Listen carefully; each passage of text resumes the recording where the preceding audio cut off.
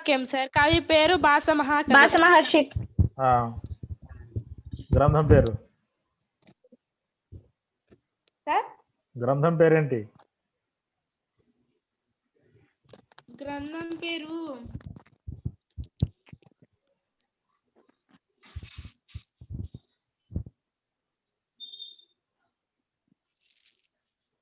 కనపడుతుంది ఏమన్నా ఇప్పుడు?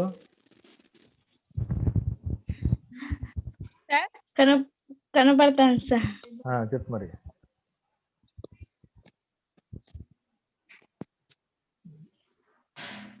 రూపకం 13 భాష నాటక చక్రం అని 13 నాటకాలు ఉన్నాయి.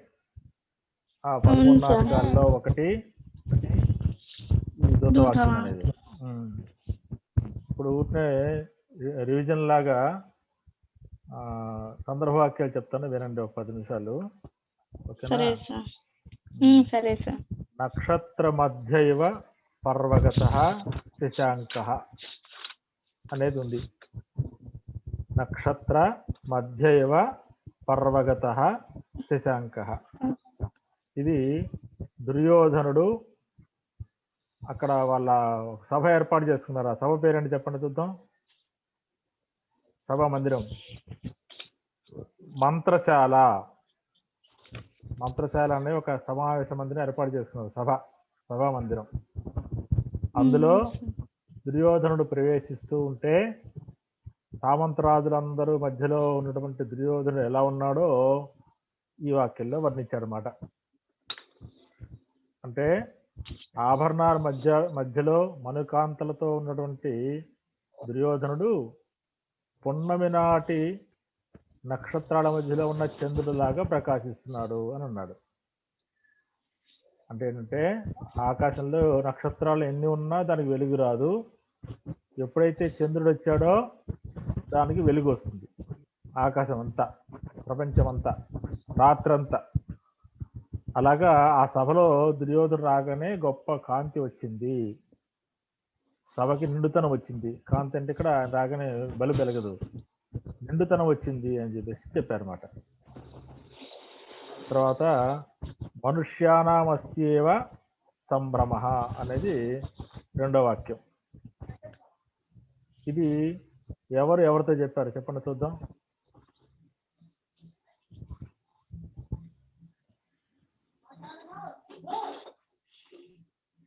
చెప్పగలుగుతారా? చెప్పలేరా?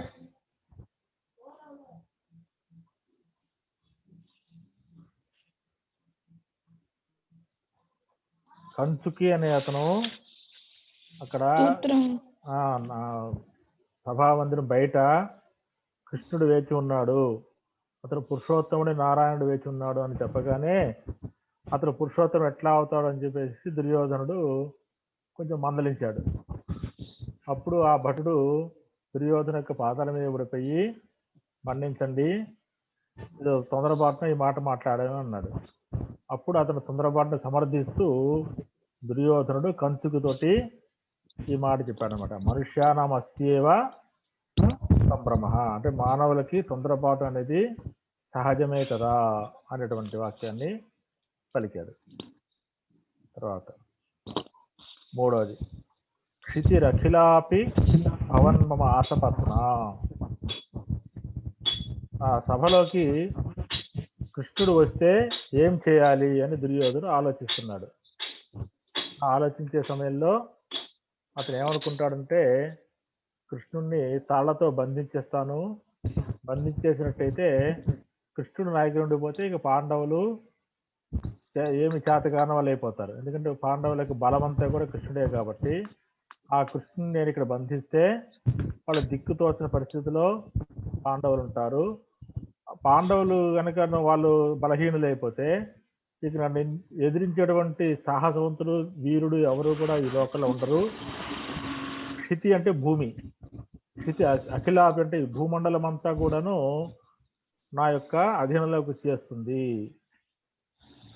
అనేటువంటి వాక్యాన్ని ఎవరు పలికారు? ఇది దుర్యోధనుడు తన మనసులో అనుకున్నట్టు వాక్యం. అర్థమవుతుందా? నాకు ఈ భూమండలం అంతా శత్రు రహితం అవుతుంది అని అన్నమాట.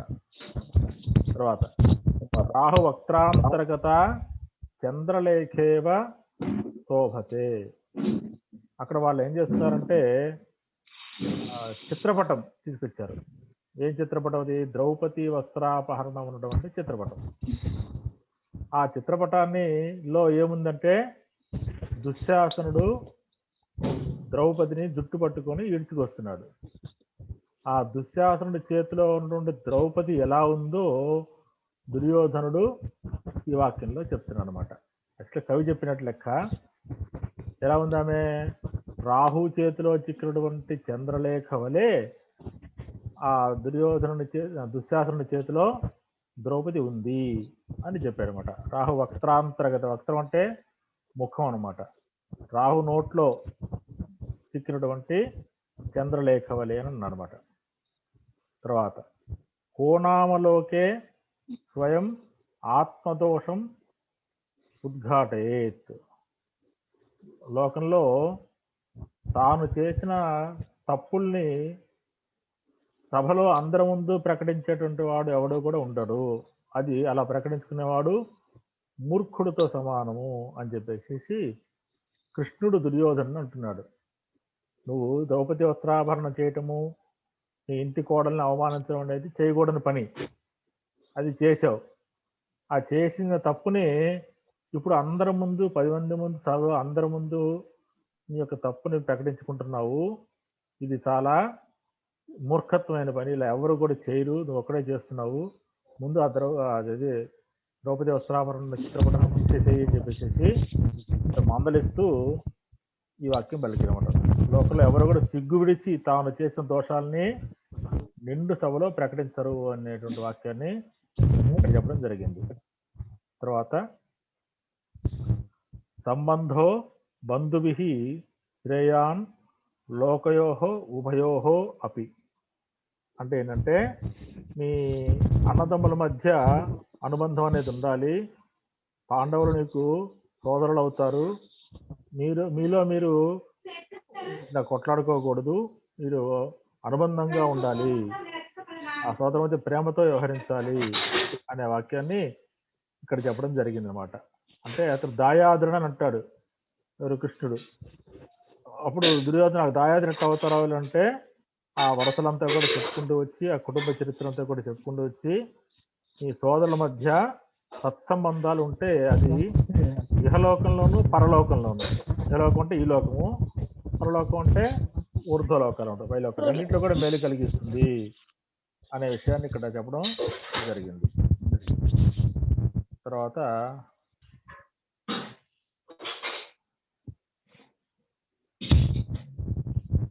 ఇష్ట్యా భవాన్ కర్మకాలే ప్రాప్త. అప్పుడు కృష్ణుణ్ణి దుర్యోధనుడు బంధించాలని అనుకుంటాడు. అనుకుని తాళ్ళు పట్టడం చెప్పి చెప్తారన్నమాట.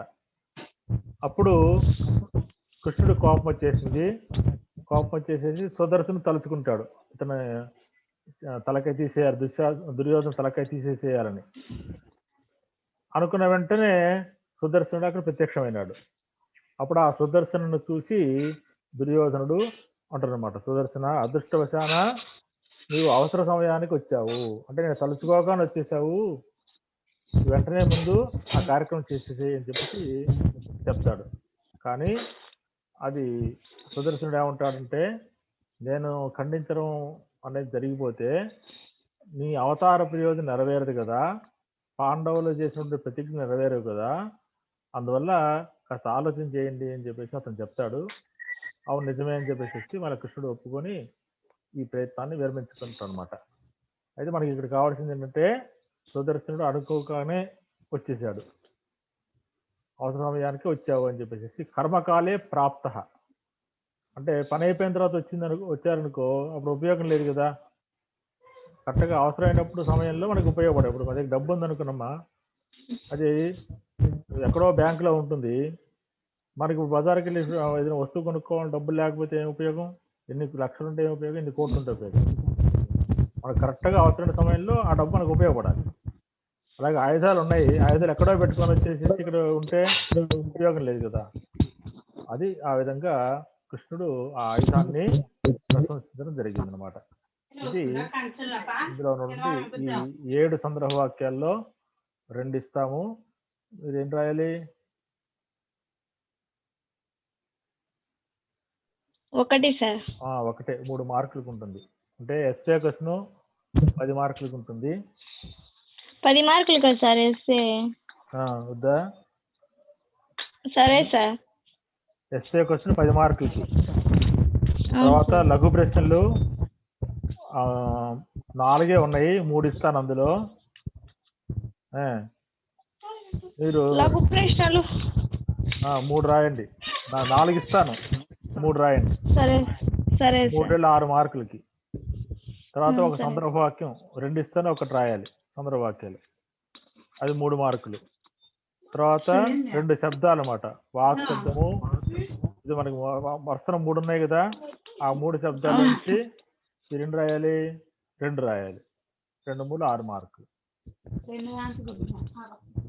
10 మార్కులు ఎస్ఏకి, 6 మార్కులు లఘు ప్రశ్నలు, 3 మార్కులు సందర్భ వాక్యము, మళ్ళీ 6 మార్కులు శబ్దాలు. ఇది మీ యొక్క క్వశ్చన్ పేపర్. ఇది పబ్లిక్ ఎగ్జామినేషన్ వంటిది కాబట్టి ఇది మీరు జాగ్రత్తగా రాసుకుని మార్క్స్ తెచ్చుకోండి. ఇప్పుడు ఏమైనా డౌట్స్ ఉన్నాయా? డౌట్స్ ఉంటే అడగండి.